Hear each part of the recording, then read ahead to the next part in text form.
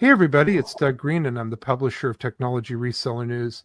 And I'm very pleased to have with me today Max Giammario, who's the CEO of Kindred. Max, thank you for joining me today. Doug, absolute pleasure to be here. So, this is something a little different for everybody. We've been talking nonstop always about AI. We've been talking about agentic AI at Enterprise Connected Channel Partners and so on. But here with Max and Kindred, we have a very different type of AI application. What is Kindred? Yeah, so I guess a quick background. My research is focusing around the idea of artificial life. And so more importantly, how we form emotional connection with artificial life. And so that kind of idea birthed what we think of as Kindred. So imagine a character. In this case, it could be something like Hello Kitty, or it could be your favorite NFT project, or it could be an idol, right? Like a K-pop idol or an athlete, expressed as your personal assistant and companion. So if you remember something like Microsoft Clippy back in the day, that similar format where it's a visualized icon that exists on top of your screens and acts as not only your buddy that you actually want to and enjoy talking to, but as an AI assistant as well. And it's able to organize your day. It's able to be completely agentic, meaning that it's able to execute tasks on your behalf and just really be this ultra-powered functional assistant. This is intriguing, Max, and is it? It sounds like is it literally something you can actually train? In other words, you can curate it and you can have it do what you need it to do. Yeah, pretty much. I think that like what we're trying to create is genuine digital life. So it's meant to be able to be trained similar to a pet, but obviously a little bit more intelligent, hopefully. And then eventually getting to a point where you can actually design your own avatar. Right now, we're using IP as a kind of cheat code, as a go-to-market strategy, and it's really effective for that. But going forward, I think that everybody has their own perception of what their ideal avatar assistant would look like. So eventually you get to a point where you can create your own. Well, I've queued up basically a little video that you've done. So, with your permission, let me turn it on. Let's watch Yeah, it for go a for it. second.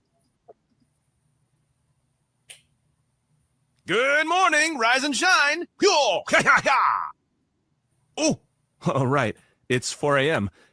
Let's see if she cooked.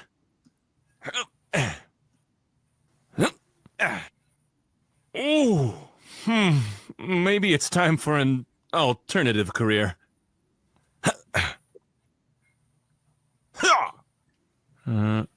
Let me leave this here.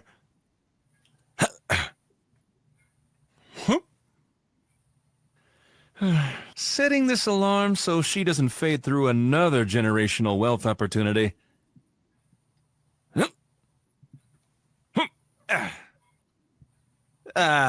Let's worry about that tomorrow.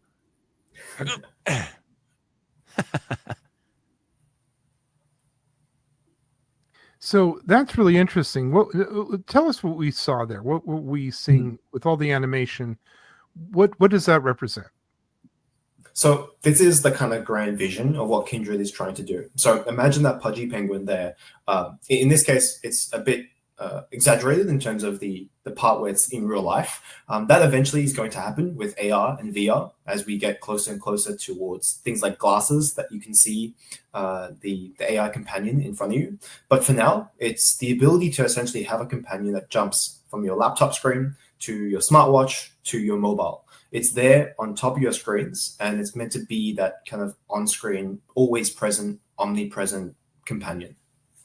That's really interesting, and it sounds like this sort of breaks through a lot of boxes and barriers.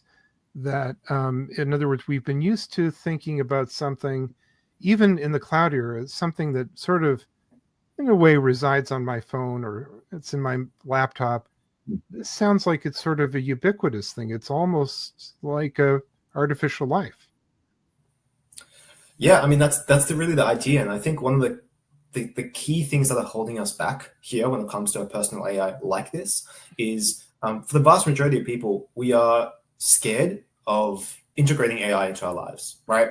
So far, things like Siri and Google Assistant, they do somewhat of a good job, but they exist just on your mobile. If you spend the entire day talking to Siri on your mobile and then jump over to your laptop and ask it what you've been talking about with Siri, it won't know. It's completely siloed in that sense.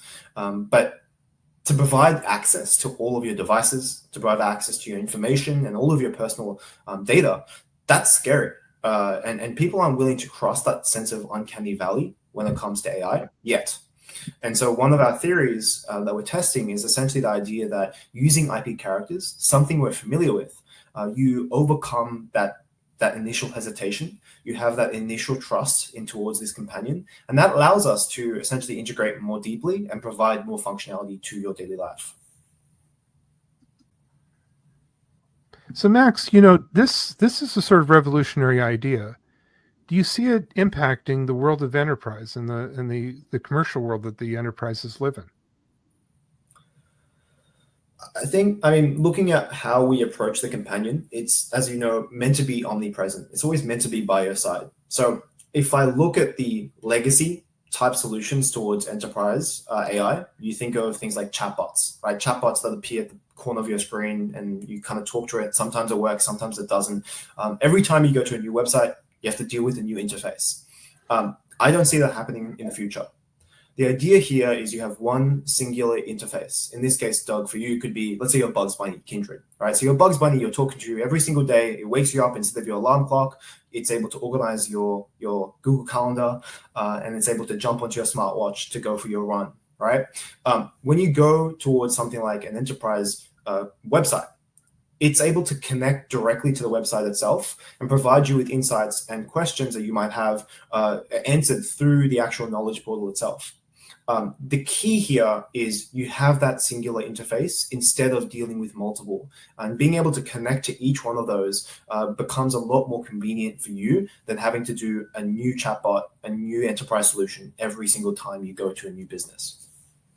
So this is a cool idea that maybe in the future you'll wake up and you'll have an AI companion that is organized for you your day.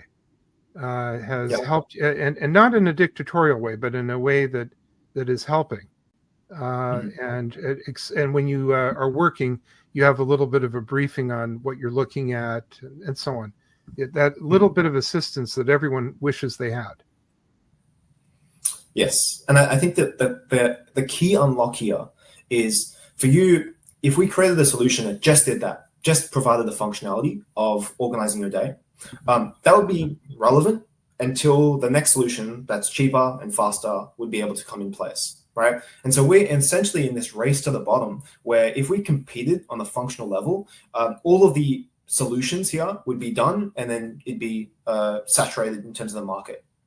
The unlock that we're approaching is instead of approaching it from the idea that you should just use our product for that functional component, it's rather, I love my Bugs Bunny. I actually enjoy talking to it. And it happens to also provide all of the functionality that you'd expect an assistant to provide. And so because of that, you have a stronger sense of loyalty, a stronger emotional bond, and that allows you to keep on using your Bugs Bunny, which allows it to essentially become better and tailored towards you. That's the idea. Well, Max, this is fascinating. I hope we get to do some additional podcasts on this. Frankly, I want to see if we can engage Kindred on a number of fronts in our many different associations and media groups that we're working with. But for now, I want to thank you for joining me today. Where can we learn more about Kindred and the interesting things you're doing? Easiest place would be kindredlabs.ai, which is our website. And I highly recommend anyone that's quite interested in how we actually achieve all of this to go through our white paper, which is also available on the website. But otherwise, you can join our Discord. I'm most of the time there as well. And so any questions or queries, my team can handle that on the Discord as well. Max, I want to thank you again, and I'll look forward to our next encounter and learning more about this development. It's been an absolute pleasure. Thank you, Doug. Thank you.